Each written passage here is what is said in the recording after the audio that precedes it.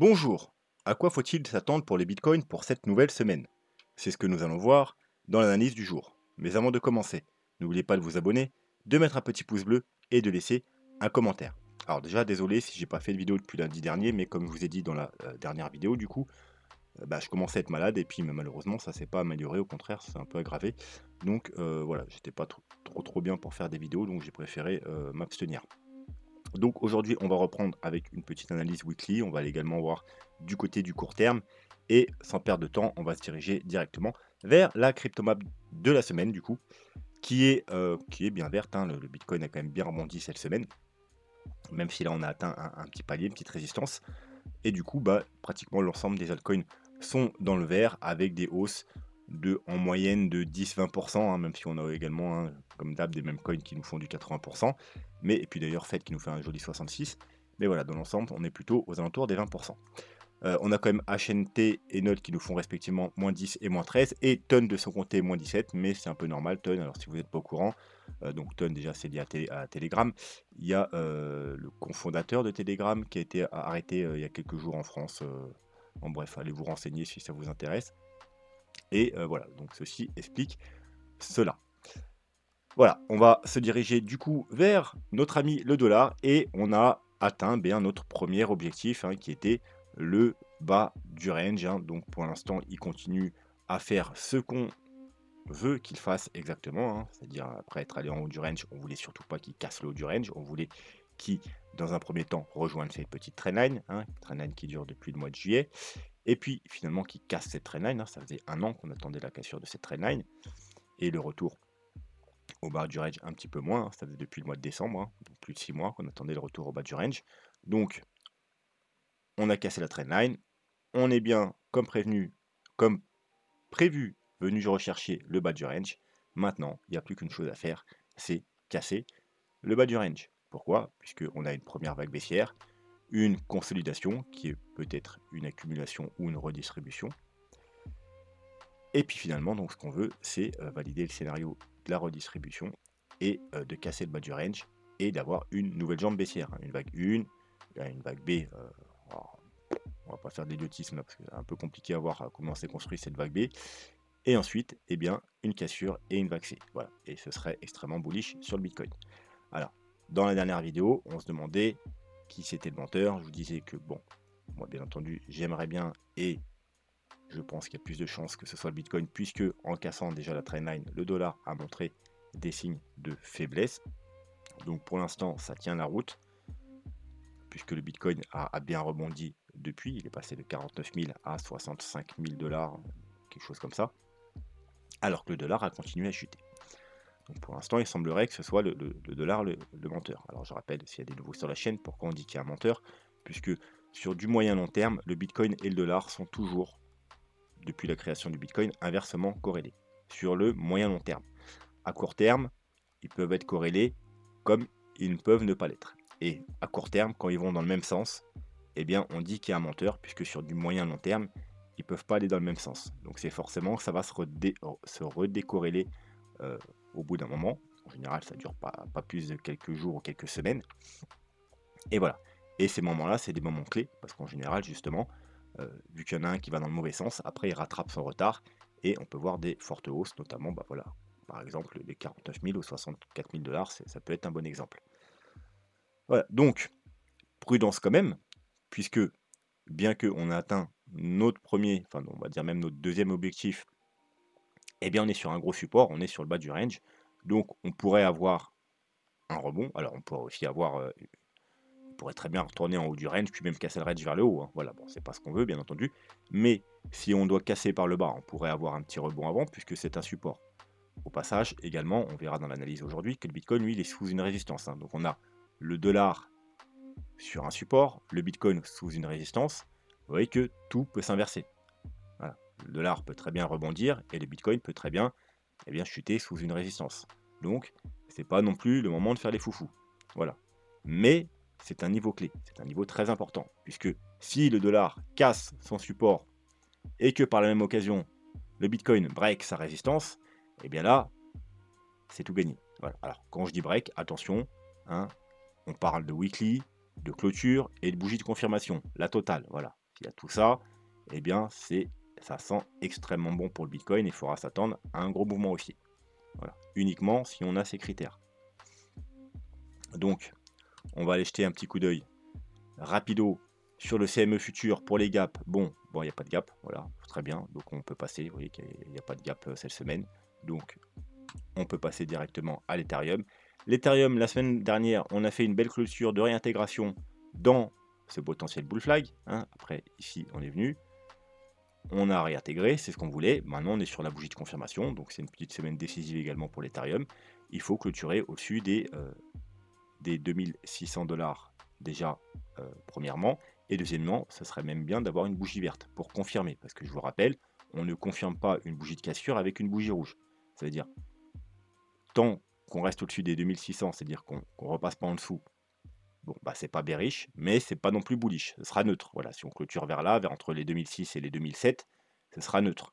Si on clôture au-dessus des 2738, ce sera confirmation de la réintégration et donc potentiellement se diriger vers le haut du bull flag. Et si on clôture en dessous, bon, bah, c'est bearish, il faudra s'attendre à aller faire un petit tour un peu plus bas. Le Bitcoin. Alors, je vais juste vérifier quelque chose si ça enregistre bien. Ok, mon micro marche bien. En ce moment, des fois, il y a des petits problèmes. Le micro se met pas en route. Donc, on s'était laissé où dans la dernière vidéo? On s'était laissé dans le scénario qu'on était venu rechercher la première target aux alentours des 56 000 $, c'est-à-dire on a une première vague haussière, on a une correction, donc les targets principales c'est les 0,5 et 0,618. On était venu rechercher la première target, donc très bonne entrée en trade pour ceux qui avaient loupé le trade plus bas. Et on avait également un bull flag. Et on était quelque part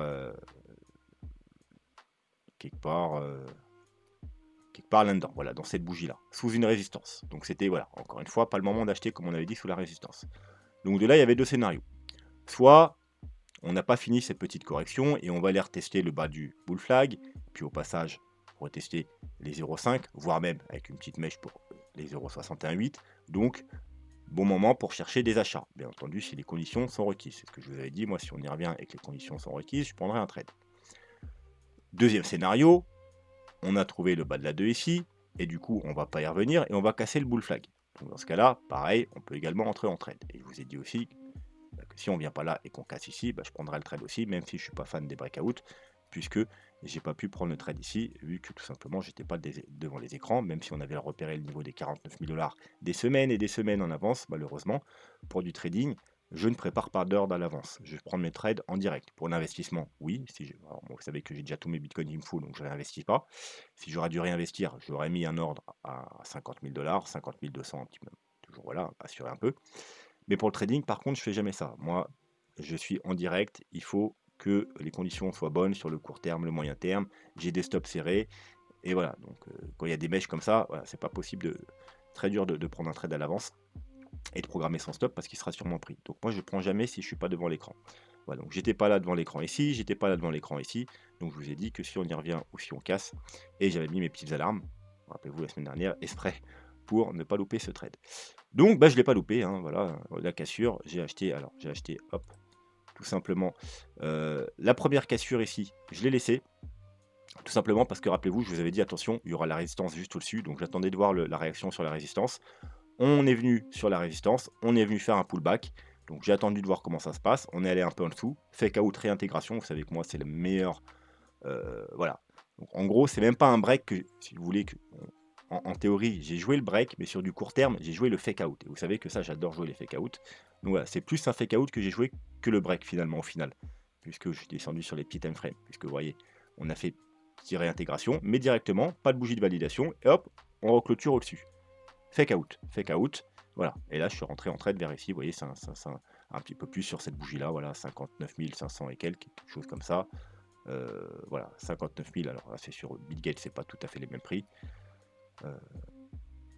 59 733, voilà.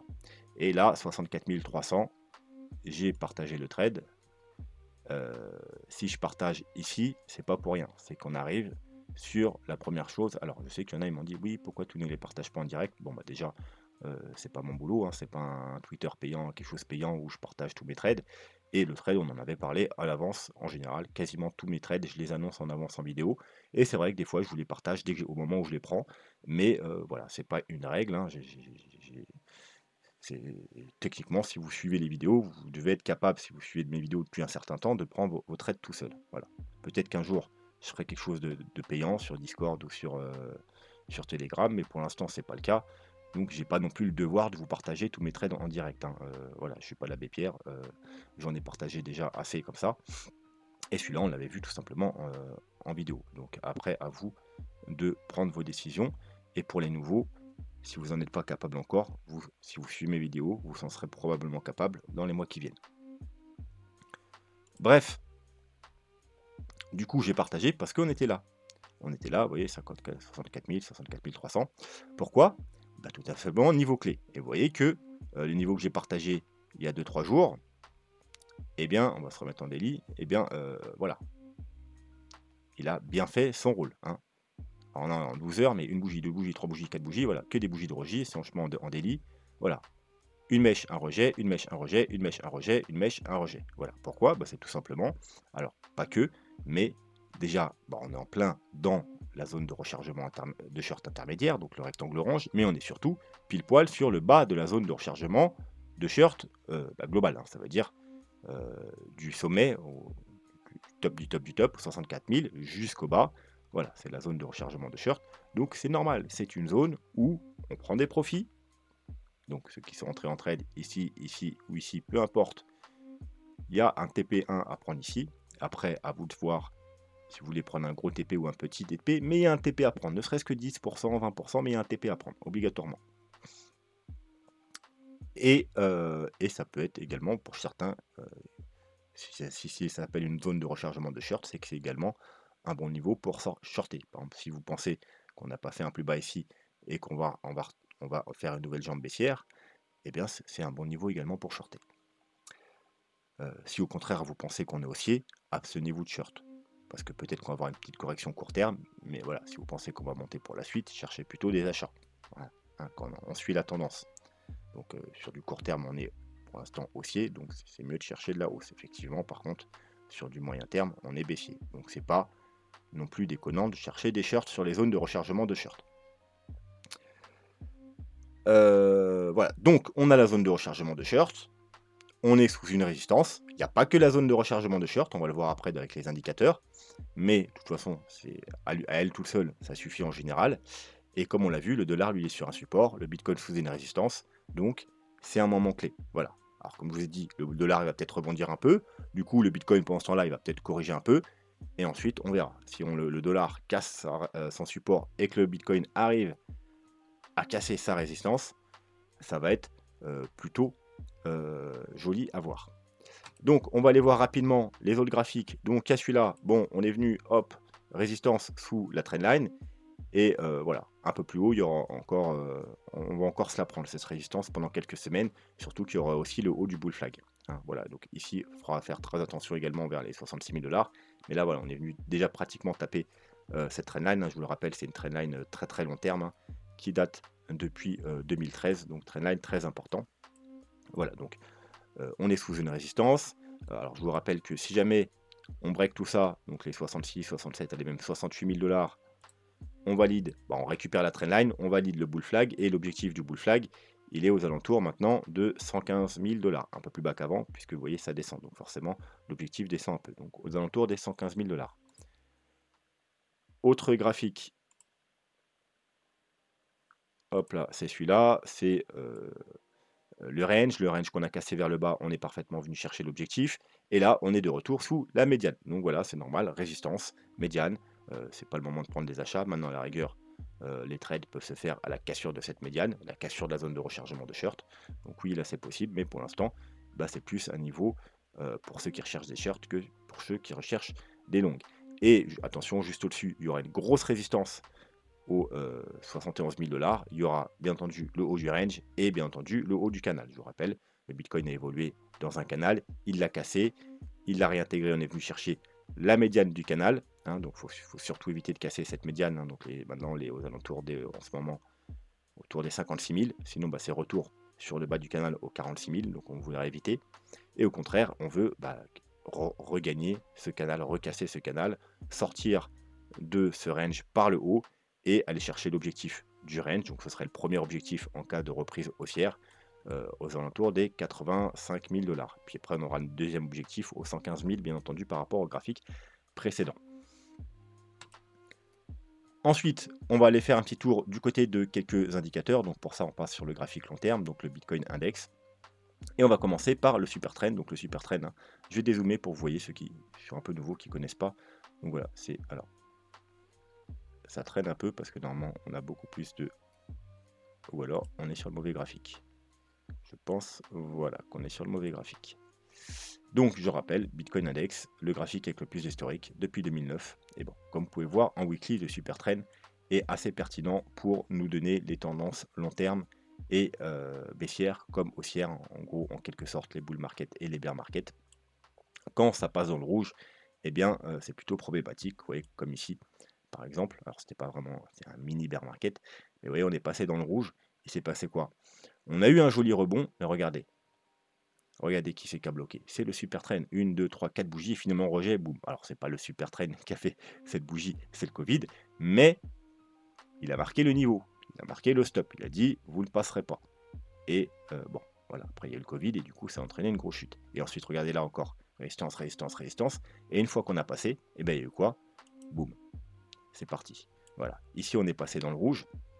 C'était le début des problèmes. Certes, on a fait un léger plus haut ici, mais comme vous savez, on était déjà dans le bear market, on était déjà dans un mouvement correctif, voilà, parce qu'on est passé dans le rouge. Et puis là, on a une deuxième confirmation de rouge, bear market. Donc attention. Et puis là, on a eu la confirmation en vert aux 20 000 $, et on a eu toute cette belle hausse. Vous pouvez voir que voilà, quand on revient tester ce super trend, c'est des très belles zones d'achat. Hein, voilà, donc on est venu la chercher, c'est pour ça qu'on surveillait aux alentours des 50 000 $. C'était une très bonne zone pour chercher des achats, notamment il n'y avait pas que le super trend. Donc le super trend a très bien joué son rôle. Et il ne faut surtout pas clôturer en dessous des 51 000 $, puisque si on clôture, hein, je vous rappelle que le super trend marche avec les clôtures, on peut faire des mèches en dessous, ça n'a aucune incidence. Mais à partir du moment où on a une seule clôture de bougie sous le super trend, il va repasser en rouge et c'est ce qu'on veut surtout pas voir. En 3 jours, il est toujours dans le rouge. Attention, comme vous pouvez voir, rouge, et vous voyez que, comme je vous ai dit, le super trend et ces niveaux sont très importants. Regardez, c'est qui a bloqué ici, le rebond, et ben c'est le super trend. Voilà. Et on est venu, vous voyez, presque comme le Covid. Hein. On est venu ici, hop, bloqué, bloqué, bloqué, et grosse chute. Vous voyez, sur du plus petit time frame, c'est à peu près ce qui s'est passé au Covid. Bon, eh bien, il faudra s'affranchir de cette bougie, donc les 68 000 $, pour qu'il repasse en vert et espérer avoir une nouvelle jambe haussière, parce qu'en général, quand il repasse en vert, eh bien, on a une nouvelle jambe haussière tout simplement. Allez, maintenant, on va se diriger tout droit vers le RSI et on va se remettre en weekly. Voilà, donc, nouvelle fois, on est revenu tester. Voilà, comme je vous disais qu'il n'y avait pas que la zone de rechargement de short en résistance, on a également encore et toujours, hein, depuis le mois d'avril, hein, qu'on est passé, moi j'appelle ça la moyenne mobile du RSI, sous cette moyenne mobile, on a été rejeté là, il y a récemment qu'on est venu faire ce top là, et encore une fois, pour l'instant, ça bloque. Vous voyez que ça bloque, voilà. Donc il faut casser cette moyenne mobile pour espérer eh bien, repartir à la hausse. Puis en même temps, là, on a un joli petit W sur le RSI, voilà, donc casser la moyenne mobile, casser ce dernier, voilà, les 60, et ça validerait non seulement la cassure de la moyenne mobile, mais également ce joli W sur le RSI. Mais pour l'instant, eh bien c'est pas fait, on est seulement sous une jolie résistance également sur le RSI. Oula. Allez, petit MACD, rapidos. Donc, toujours rien, hein. On a un potentiel, hein, comme on l'a vu depuis pas mal de temps, un potentiel joli W sur le MACD, sur le stock RSI, excusez-moi, mais il faut valider. Hein. Pour ça, il faut passer au-dessus des 19 sur le stock RSI. Et au niveau du MACD, bah voilà, il y a un petit ralentissement. Vous voyez qu'on est passé de bougie rouge à bougie rose, mais c'est rien. Vous voyez, on a eu la même chose ici. Ça nous a donné ce petit rebond-là, enfin un joli petit rebond quand même, hein. Des 53 000 au presque 70 000, donc 18 000 $ de hausse, c'est pas rien. Mais voilà. Bon, il faut le croisement, il faut des bougies vertes, et puis il faut valider aussi le stock RFI, il faut que les deux soient en coordination.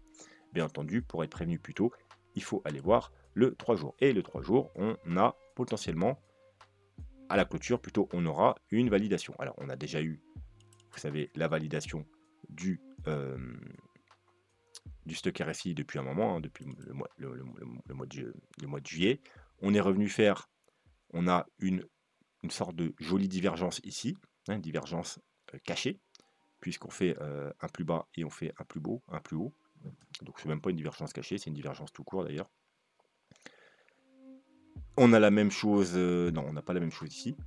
Et bon, on a rebondi, on a fait support sur la zone de survente, donc c'était très bien, hein, qu'on avait dit ce serait une bonne chose, et on est reparti à la hausse. Donc tout va bien. Sur le MACD, on attendait un croisement et une bougie verte et un petit W également ici. Voilà. Donc 25, 28 août, on aura la confirmation sur le 3 jours. Bien entendu, si on n'a pas rechuté d'ici là, puisque ça joue avec la clôture. Donc si la résistance est trop forte et qu'on repart à la baisse, on n'aura pas notre fameuse bougie verte, on n'aura pas notre confirmation. Il faudra attendre, et bien probablement que ça reparte et qu'on casse cette résistance. Mais ça fera une confirmation de plus à surveiller.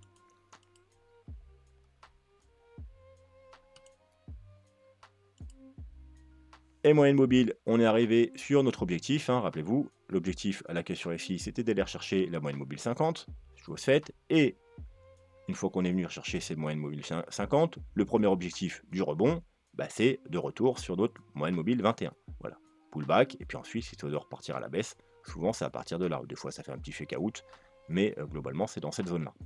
Donc encore une fois, on est sous une grosse résistance, puisque on a la zone de rechargement de short, on a, je ne sais plus ce qu'on a vu avant, le RSI, et on a également la moyenne mobile 21. Voilà, si on repasse la moyenne mobile 21, eh bien on repasse totalement bullish parce qu'on sera au-dessus de toutes les moyennes mobiles, tout simplement. Voilà, mais pour l'instant, on est simplement sous une résistance. Donc, toujours prudence. Et pour finir, Ichimoku, on n'a rien de spécial de ce côté-là sur Ichimoku, hein. On a juste un gros support maintenant avec la Kijun aux 61 000 $, et un support un peu plus petit aux 59 000. Donc on va dire qu'on a un support aux alentours des 60 000 $. Voilà, parce qu'on peut venir faire une mèche, hein. C'est pas de problème. On peut venir faire un pullback sur la Kijun, une petite mèche pour chercher la Tenkan aux 59 000 $, ça pose pas de problème. Si on commence à clôturer sous les 59 000 $, ce sera problématique et on ira probablement rechercher le nuage vers les 52, 53 000 $. Et on a le gros support ici aux 49 000 $. Ouais, vous voyez ici. Bon, on l'avait déjà vu, hein, c'est pour ça qu'on cherchait des achats aux 49 000 $, parce qu'il y avait cet énorme plat de nuages qui faisait support. Donc c'est bien entendu le niveau sous lequel on ne va pas clôturer. On l'a vu avec le super trend, si on clôture en dessous les 50 000 $, le super trend repassera en rouge. Si on clôture en dessous les 50 000, si on vient là dans le nuage et qu'on clôture sous le nuage, on passe totalement bearish sur Ichimoku Weekly. Et c'est ce qu'on veut surtout pas voir dans un bull market. On n'est pas censé repasser totalement bearish sur un Ichimoku en bull market. Surtout que regardez la lagging span, qu'est-ce qui se passe là? Elle est sur le point, malheureusement, vu que le prix il est monté ici, eh bien, de repasser sous le prix. Et vous savez que bah, ça c'est bearish, hein. On veut rester au-dessus du prix. Alors si ça se reprend là et qu'on remonte, elle va monter, voilà, elle va naviguer dans le prix pendant un moment, puis après elle va repasser au-dessus. Mais si ça chute, on va casser la Kijun, la Tenkan, le nuage, on aura la lagging span sous le prix, on sera 100% bearish. Voilà. Et voilà, ça n'annonce pas une hausse, hein, ça annonce des problèmes. Voilà. Bon, pour l'instant ça va. Première étape, ce sera de garder les 60 000 $. Voilà, ça nous évitera d'aller rechercher des 49 aux 53 000. Voilà, donc les 60 000 $, si on doit avoir une petite correction à partir de maintenant, eh bien, il faut juste tenir les 60 000 $. Donc on tient les 60 000 $, il n'y aura pas de problème. Si on casse les 60 000 $, les problèmes vont commencer gentiment d'abord, et plus fortement si on casse cette zone. Si ne serait-ce qu'on pénètre dans le nuage, vous savez qu'on sera tiré par le bas du nuage, donc si on pénètre si on casse les 53, 54, on va rejoindre les 49 000, et puis si on rejoint les 49 000, ce sera probablement pas pour faire un double bottom. Alors, c'est possible, mais voilà. Et voilà, si on casse les 49 000, eh bien c'est la fin des haricots. Voilà, je pense qu'on va s'arrêter là pour aujourd'hui, hein. Donc pour résumer, le résumé est très simple. Alors avant de faire le résumé, je vous rappelle Si vous voulez soutenir la chaîne, vous pouvez aller voir toutes les petites vidéos qui sont là, notamment la vidéo sur les vagues d'Elliott, qu'on verra dans la prochaine vidéo. On fera également un update sur les vagues d'Elliott. Et vous pouvez utiliser les liens d'affiliation sur les cryptos. Pour les marchés traditionnels, important de se diversifier, Trade Republic. Et si vous voulez faire des donations, il y a les petites adresses là, ou tout simplement un petit cœur là, voilà, un petit merci par YouTube. Et puis voilà, vous donnez ce que vous voulez. Donc, en résumé de la situation, on arrive sur un niveau extrêmement important, un niveau de résistance sur le Bitcoin, un niveau de support sur le dollar. Donc, c'est le moment clé. Que va-t-il se passer? Potentiellement, ce ne serait pas étonnant qu'il y ait un petit rebond sur le dollar, une petite correction sur le Bitcoin, ou alors, il peut y avoir un petit rebond sur le dollar, mais quand même, vu que c'est le court terme, on a vu qu'ils ne sont pas forcément corrélés, et le Bitcoin qui se décide de casser la résistance tout de suite. Voilà. Ou alors, le dollar rebondit, le Bitcoin corrige un petit peu, il reste corrélé même sur le court terme, et puis ensuite, hop, le dollar casse enfin son support, le Bitcoin casse enfin sa résistance, le dollar repart à la baisse et le Bitcoin s'envole. Voilà. Donc ça, c'est le scénario qu'on aimerait bien voir. Bien entendu, c'est pas forcément celui qui aura lieu. C'est, je dirais, pour le moment, jusqu'à preuve du contraire, c'est-à-dire tant qu'on tient dans un premier temps, comme je vous ai dit, les 60 000 $, c'est le scénario le plus probable. Mais si on commence à casser les 60 000 $, voilà, la probabilité de ce scénario diminuera petit à petit. Voilà. Donc, pour l'instant, je dirais jusqu'ici, tout va bien. On a des jolis signaux qui se dessinent, mais c'est pas encore gagné. Voilà. Et c'est pas le moment de faire des achats tout de suite à l'instant T, tout simplement parce qu'on est sous une résistance, une grosse résistance. On a vu résistance du RSI, résistance moyenne mobile, résistance zone de rechargement de short. Donc, bien entendu, ceux qui sont baissiers, c'est un très bon moment pour shorter. Les autres, on attend. Si vous avez déjà rentré en trade aux 49 000, aux 50, il y avait une autre opportunité vers les 55, 56 000, ou comme moi aux 50, je sais plus combien, je sais même plus combien je suis entré, 54 000, 59 700, excusez-moi. Eh bien, on prend un petit profit, et puis ensuite on attend de voir comment ça va se passer, tout simplement. Et puis on verra ça dans les prochaines vidéos. Sur l'analyse du court terme. Voilà, donc n'hésitez pas à vous abonner si ce n'est pas déjà fait, à mettre un petit pouce bleu, à me laisser un commentaire, notamment si vous voulez que j'analyse un altcoin ou peu importe un actif de votre choix, ça se passe ici dans la section commentaires, et je l'analyserai cette semaine. Et puis voilà, moi sur ce, je vous souhaite une très bonne soirée, et puis je vous dis à mercredi. Tchuss.